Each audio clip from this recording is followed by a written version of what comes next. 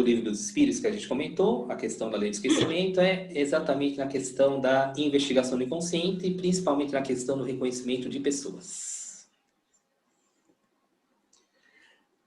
A ética do nosso trabalho está tudo naquela questão 399, como a gente acabou de falar, para que seja um trabalho ético e que não incentive a gente a reconhecer pessoa alguma. Caso o mentor mostre uma pessoa que a gente deva reconhecer, aí sim é o mentor que está mostrando. Caso contrário, se a pessoa está ali no meio de uma investigação, se está no meio de uma multidão, jamais a gente vai falar. Você reconhece alguém familiar nessa multidão? Jamais. Agora, se a pessoa reconhece, é porque o mentor está indicando. Márcio, durante uma investigação, quando você está na investigação e você reconhece, você pode também ali estar projetando e não ser realmente aquela pessoa? É aí que tá, né, Pamela? E a gente, se a pessoa pergunta para nós, bom, eu reconheci uma pessoa, o que você acha? Faz sentido ou não? Bom, aí cabe a pessoa discernir se isso faz sentido para ela ou não. Pode ser uma fantasia, sim, mas pode ser real, por que não? Então, a gente nunca vai palpitar para a pessoa, né? A gente nunca dá informação, a gente apenas sugere, olha, sinta dentro de você se isso é verdadeiro ou se é uma coisa que você deve ignorar. Por isso que o nosso papel dessa terapia do questionamento é fundamental. A gente jamais dá resposta para a pessoa. Por quê? Porque se dá alguma coisa errada, quem que é o responsável? Vai acabar sendo nós, né? Inconscientemente. No coincidir ao reconhecimento das pessoas é a segunda parte aqui, a gente acabou de falar, certo? Então, se a pessoa reconhecer alguém, se ela vir questionar a gente, como você perguntou, né, Pamela? A gente literalmente tira da reta. Olha, cabe a você decidir se isso faz sentido ou não. Se é fantasia ou não, cabe ao seu consciente, né, que vai determinar isso daí.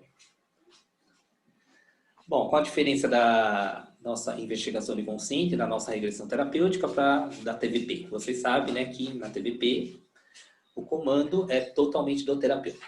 O terapeuta determina qual momento que a pessoa pode acessar. O terapeuta tem esse poder, sim. Mas você sabe qual a diferença fundamental da TVP para PR?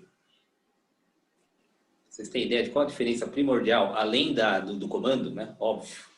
Tem uma diferença muito grande. Eu acho que é quando chega no ponto ótimo. Sim, quando chega no ponto ótimo. E outra coisa, na TVP não tem essa coisa de você encarnar e ir para o plano espiritual. Não tem.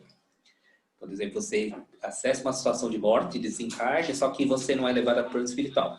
Aí o terapeuta entra em ação com as ressignificações. Ele vai ressignificar aquela situação para você saber lidar com aquela morte. Essa tá a grande diferença também. Ali no ponto ótimo é que não vai para plano espiritual nenhum. Só fica aqui no planeta Terra, né? Alguma vida que ela acessou. E não tem ponto ótimo, né? Como é que vai chegar a um ponto ótimo? E também outra coisa primordial que não tem as conversas, que é a parte da psicoterapia reencarnacionista. Então, que fica bem claro, né? Que psicoterapia reencarnacionista é uma coisa, que é a psicologia, as conversas, e a investigação do inconsciente ou regressão terapêutica é a nossa principal ferramenta. São coisas distintas. Ela tem riscos, vocês sabem muito bem quais são os riscos. Físicos, aquela questão da pessoa ter alguma patologia do coração, da pressão arterial, se a pessoa teve algum AVC, isso é uma contraindicação. Por quê? Porque você sabe que numa investigação passa-se por fortes emoções e se a pessoa tiver algum problema nesse sentido, cardíaco, de pressão, pode se agravar a situação ali. Até hoje, graças a Deus, a gente nunca soube de casos que a pessoa teve um problema mais sério durante uma regressão, uma investigação, mas para evitar esse tipo de coisa tem as restrições. Questão da idade da pessoa, se a pessoa tem uma idade acima de 75 anos, 85 anos, sei lá, mas é uma questão de conversar também. E se a mulher está gestante, né? Gestante, na verdade, são dois seres ali que vão passar pelo processo.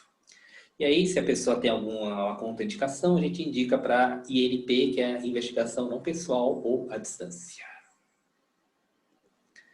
Psicológico, terapêutico e ético são mais ou menos parecidos, porque quando entra a intervenção do terapeuta, quando o terapeuta não consegue terminar no momento certo, não chega no ponto ótimo, que é o nosso caso, E quando ele interfere na questão do reconhecimento de pessoas e quando ele quer simular determinada situação, quer comandar todo o processo, né? Resumindo, pode causar problemas éticos, psicológicos e terapêuticos. Obsessão espiritual é uma coisa um pouquinho mais complicada. Bom, não sei se vocês já aconteceram, né, durante o consultório, durante uma investigação, por exemplo, vi um espírito que está precisando de ajuda, que está no escuro, um obsessor, e aí ele acaba ali meio que incorporando na pessoa. Isso é raro de acontecer, mas acontece. E aí, como proceder? Deixa rolar como se fosse uma investigação normal. Por quê? Porque quem que está comandando são os mentores, né? Então, se os mentores permitiram que aquele espírito viesse ali e recebesse auxílio, é porque foi permitido e o mentor vai dar conta. Muitas vezes é assustante, a gente fica sem ação porque é um espírito que está precisando de ajuda, vem falando muito palavrão, vem intimidando. E para quem não sabe lidar com isso, é assustador. Fica uma coisa meio que intimidada, né? Sente-se intimidado por esse ser. E se a gente se sentir intimidado por ele, o que vai acontecer? O nosso trabalho vai por água abaixo. Então, nesse caso, se acontecer com vocês o consultório, a sugestão é que deixe acontecer naturalmente, sem se apavorar, né? Que é meio difícil não se apavorar numa situação dessa, mas essa é a sugestão. No texto ali fala que para quem for doutrinador, para quem for médico que trabalhe, né, nessas funções, pode-se até fazer uma doutrinação. Mas no caso aí, o mais coerente seria que deixasse acontecer normalmente, rolar normalmente. Quais os objetivos da investigação? É o desligamento e consciencial.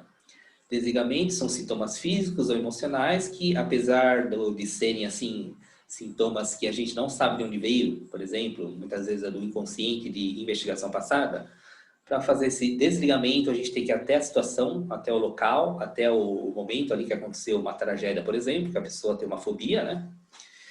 E tem que vivenciar novamente, sentir novamente, para poder desligar. Isso as pessoas falam que é como se fosse um passe de mágica, mas não tem passe de mágica nenhum, né? Uma coisa até científica que a física quântica explica. Como é que a gente vai por uma encarnação passada, sendo que a gente está ali deitado de corpo presente? Nada mais é que a nossa consciência indo até lá, onde o mentor está levando, para vivenciar tudo novamente, sentir tudo aquilo, e depois voltar no ponto ótimo. Então, a física quântica explica o quê? Que não tem tempo, não tem espaço, e também não tem tempo, espaço e... Me fugiu outra palavra. Não tem tempo, não tem espaço e não tem dimensão. Essas três coisas. Então, a investigação de consciente explica, através da física quântica, até mecânica quântica, a base científica do nosso trabalho. Consciencial desligamento, até aqui ok, né? Eu não sei se vocês já passaram por uma situação de desligamento nas investigações de vocês. Tem algum exemplo? Que foi simplesmente desligado? Várias, Márcio.